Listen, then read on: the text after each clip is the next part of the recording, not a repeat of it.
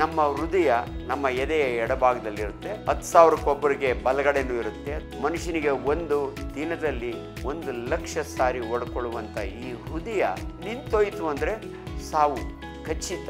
ಆದ್ದರಿಂದ ದಯವಿಟ್ಟು heart attack ಬಗ್ಗೆ ಗಾಬರಿ ಆಗಬೇಡಿ. At the same time neglect ಮಾಡಬೇಡಿ.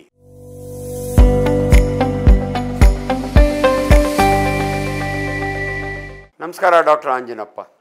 ಜಯದೇವ ಹಾಸ್ಪಿಟ್ಲ್ ಹತ್ರ ಹೋದರೆ ದೊಡ್ಡ ಕ್ಯೂ ಯಂಗ್ಸ್ಟರ್ಸ್. ಯಾಕಂದರೆ ಎಲ್ಲರೂ ಸುದ್ದಿ ನೋಡಿದ್ದಾರೆ. ಹಾಸನದಲ್ಲಿ 18 ಜನ 19 ಜನ ಹೃದಯಾಘಾತದಿಂದ ಸತ್ತೋಗಿದ್ದಾರೆ ಅಂತ. ಸೊ ಎಲ್ರಿಗೂ ಕೂಡ ಆತಂಕ. ಆದರೆ ನಿಮಗೆ ಸರಳವಾಗಿ ಒಂದು ಮಾತು ಹೇಳ್ತೀನಿ ನಾನು. ಹೃದಯಾಘಾತದಿಂದ ಎಲ್ಲರೂ ಸಾಯೋದಿಲ್ಲ. ಸತ್ತೋರ್ನೆಲ್ಲರೂ ಕೂಡ ಹೃದಯಾಘಾತ ಅಂತಲೇ ತೋರಿಸಿದ್ರು ಅವರು. ಹೃದಯಾಘಾತ ಅಂದರೆ ಹಾರ್ಟ್ ಅಟ್ಯಾಕ್. ನೋಡಿ, ನಮ್ಮ ಹೃದಯ ನಮ್ಮ ಎದೆಯ ಎಡಭಾಗದಲ್ಲಿರುತ್ತೆ. 10,000 ಬಲಗಡೆನೂ ಇರುತ್ತೆ. ಅದು ಡೆಕ್ಸ್ಟ್ರೋಕಾರ್ಡಿಯಾ ಅಂತೀವಿ ನಾವು. ನಮ್ಮ ಹೃದಯ ನಮ್ಮ ಮುಷ್ಟಿ ಎಷ್ಟಿರ್ತದೆ, ಅದಕ್ಕೆ ಒಂದು ನಿಮಿಷದಲ್ಲಿ 72 ಸಾರಿ ಅಂತ 80 ಸಾರಿ ಲಬ್ ಡಬ್ ಅಂತ ವರ್ಕ್ ಮಾಡುತ್ತೆ. ನೀವು ಮಲಗಿದ್ದಾಗ ವರ್ಕ್ ಮಾಡುತ್ತೆ. ಮನುಷ್ಯನಿಗೆ ಒಂದು ದಿನದಲ್ಲಿ 1,00,000 ಸಾರಿ ಓಡ್ಕೊಳ್ಳುವಂಥ ಈ ಹೃದಯ ನಿಂತೋಯ್ತು ಅಂದರೆ ಸಾವು ಖಚಿತ. ಅದನ್ನು ಕಾರ್ಡಿಯಾಕ್ ಅರೆಸ್ಟ್ ಅಂತೀವಿ. ನಾನು 3 ಪದ ನಿಮಗೆ ಹೇಳಿ ಅದರ ಎಕ್ಸ್ಪ್ಲನೇಷನ್ ಕೊಡ್ತೀನಿ. ಹಾರ್ಟ್ ಅಟ್ಯಾಕ್ ಬೇರೆ, ಕಾರ್ಡಿಯಾಕ್ ಅರೆಸ್ಟ್ ಬೇರೆ. ಅಂದರೆ ಹೃದಯ ಸ್ತಂಭನ. ಹೃದಯಾಘಾತ ಬೇರೆ, ಹೃದಯ ಸ್ತಂಭನ ಬೇರೆ, ಹಾರ್ಟ್ ಫೇಲ್ಯೂರ್ ಬೇರೆ. ಇವು 3 ಬೇರೆ ಬೇರೆ ಪದಗಳು. 3ರಲ್ಲೂ ಹಾರ್ಟಿಗೆ ತೊಂದರೆ ಆಗಿರುತ್ತೆ. ಹಾರ್ಟ್ ಅಟ್ಯಾಕ್ ಅಂದರೆ ಏನು? ಹೃದಯಾಘಾತ. ಯಾರಿಗಾನ ಎದೆ ನೋವು ಬಂದರೆ ಗ್ಯಾಸ್ಟ್ರಿಕ್ಕಿಂದ ಇರ್ಬೋದು, ಹೃದಯಾಘಾತದಿಂದ ಇರ್ಬೋದು. ಬಟ್ ಬರೋದು ಫಸ್ಟು ಭಯ. ಯಾಕಂದರೆ ಗ್ಯಾಸ್ಟ್ರಿಕ್ಕಿಂದ ಯಾರೂ ಸತ್ತು ಹೋಗಲ್ಲ. ಹೃದಯ ನಿಂತೋಗ್ಬಿಟ್ಟಾಯ್ತು, ನನಗೆ ಹಾರ್ಟ್ ಅಟ್ಯಾಕ್ ಆಗ್ಬಿಟ್ಟು ಅಂತ ಎಲ್ಲರೂ ಎದುರ್ಕೊಂಡು ಈ ಎಪಿಸೋಡ್ಗಳು ನೋಡಿದ ಮೇಲೆ ಎಲ್ಲರೂ ಕೂಡ ರಶ್ ಆಗ್ತಾ ಇದ್ದಾರೆ ಜಯದೇವ ಚೆಕ್ ಮಾಡಿಸ್ಲಿಕ್ಕೆ. ಅಂದರೆ ಬೇರೆ ಬೇರೆ ಹೃದಯ ರೋಗ ತಜ್ಞರ ಹತ್ರ. ನಿಮಗೆ ಈಸಿಲಿ ಅರ್ಥ ಆಗಬೇಕು ಅಂದರೆ ನೋಡಿ, ಮನುಷ್ಯನ ದೇಹದಲ್ಲಿ ಅನೇಕ ಆರ್ಗನ್ಸ್ ಇದ್ದಾವೆ. ಹೃದಯನೂ ಒಂದು, ಲಂಗ್ಸ್ ಇದ್ದಾವೆ, ಲಿವರ್ ಇದೆ, ಎಲ್ಲ. ನಮ್ಮ ದೇಹದಲ್ಲಿ 33 ಟ್ರಿಲಿಯನ್ ಸೆಲ್ಸ್ ಇದ್ದಾವೆ. ಒಂದೊಂದು ಆರ್ಗನ್ನಲ್ಲೂ ಸೆಲ್ಸ್ ಇರ್ತವೆ. ನಮ್ಮ ಜೀವದ ಯಾವುದೇ ಒಂದು ಆರ್ಗನ್ ಬದುಕಬೇಕಾದರೆ ಅದಕ್ಕೆ 2 ಬೇಕು. ಒಂದು ಗ್ಲೂಕೋಸು ಆಹಾರ, ಇನ್ನೊಂದು ಆಕ್ಸಿಜನ್. ಇವೆರಡಿದ್ದರೆ ಮಾತ್ರ ಬದುಕು ಸಾಧ್ಯ. ನೋಡಿ, ನಾನು ಬೆಳ್ಳಿದೆ ತೋರಿಸ್ತಾ ಇದ್ದೀನಿ, ಪಿಂಕ್ ಇದೆ, ಬೆಂಡ್ ಆಗುತ್ತೆ, ಆಕ್ಷನ್ ಇದೆ. ಇದು ನಾನೇನಾದರೂ ಒಂದು ರಬ್ಬರ್ ಬ್ಯಾಂಡ್ನ ಟೈಟಾಗಿ ಇಲ್ಲಿ ಹಾಕ್ಬಿಟ್ಟು 4 ಅವರ್ಸ್ ಬಿಟ್ಟ ಅಂದರೆ ಈ ಬೆರಳು ಕಪ್ಪಗಾಗುತ್ತೆ. ಅಂದರೆ ನಮ್ಮ ಭಾಷೆಯಲ್ಲಿ ಗ್ಯಾಂಗ್ರೀನ್ ಅಂತೀವಿ. ಅಂದರೆ ಸತ್ತೋಯ್ತದು.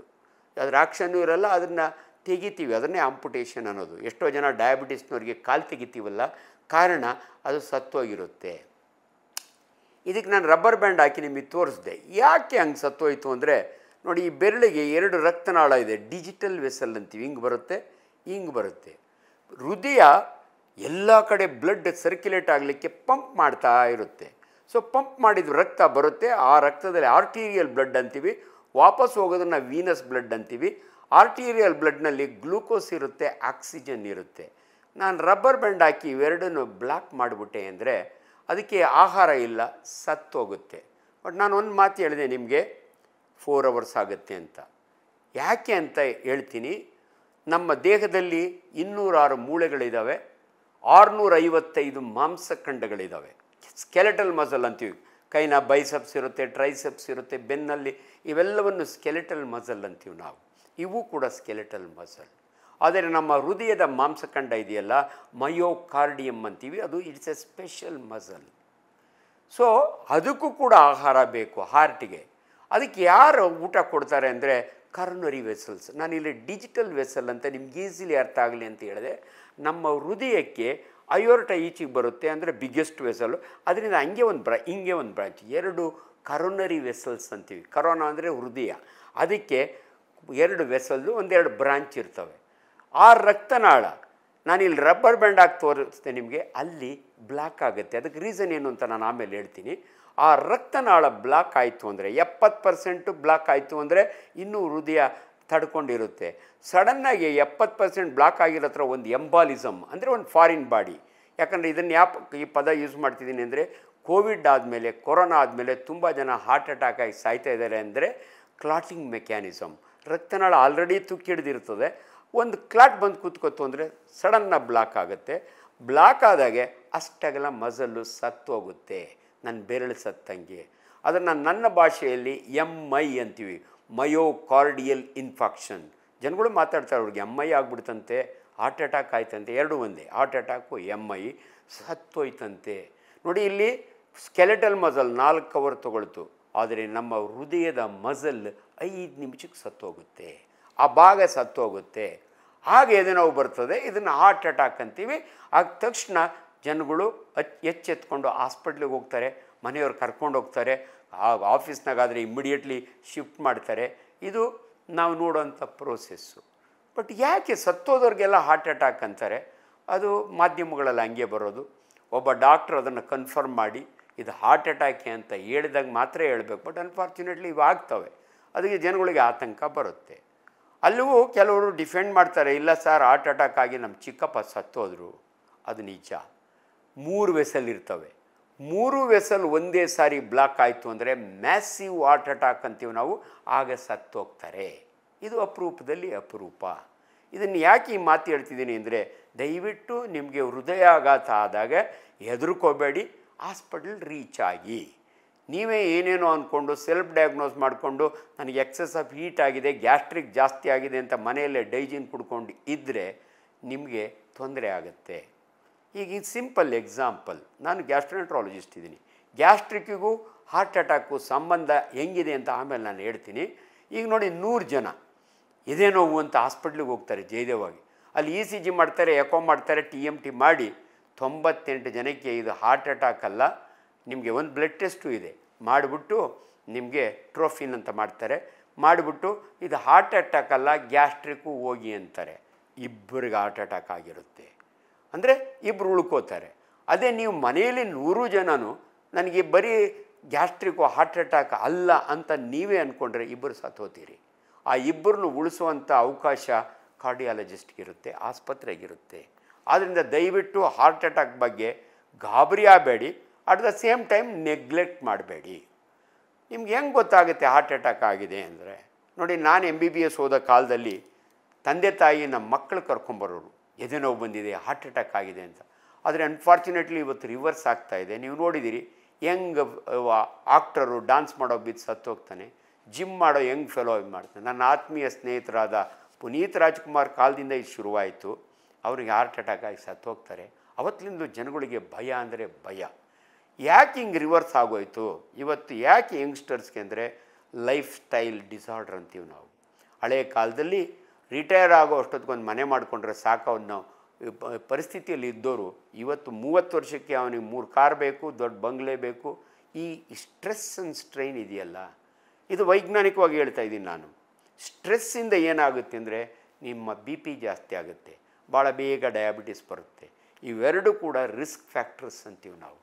ಸೊ ಎಲ್ಲಿ ಕೊಲೆಸ್ಟ್ರಾಲ್ ಜಾಸ್ತಿ, ಯಾರು ತುಂಬ ಜಂಕ್ ಫುಡ್ ತಿಂತಾರೆ, ಆಯಿಲಿ ಫುಡ್ ತಿಂತಾರೆ, ಫ್ಯಾಟ್ ಫುಡ್ ತಿಂತಾರಲ್ಲ, ಅಂಥವ್ರಿಗೆ ಕೊಲೆಸ್ಟ್ರಾಲ್ ಡಿಪಾಸಿಟ್ ಆಗುತ್ತೆ. ಈಗ ನಿಮ್ಗೆ ಹೇಳ್ತೀನಿ, ನಿಮ್ಮ ರಕ್ತನಾಳದಲ್ಲಿ ಹುಟ್ಟಿದಾಗೆ ನೀಟಾಗಿರುತ್ತೆ, ರಕ್ತ ಹರಿತಾ ಇರುತ್ತೆ.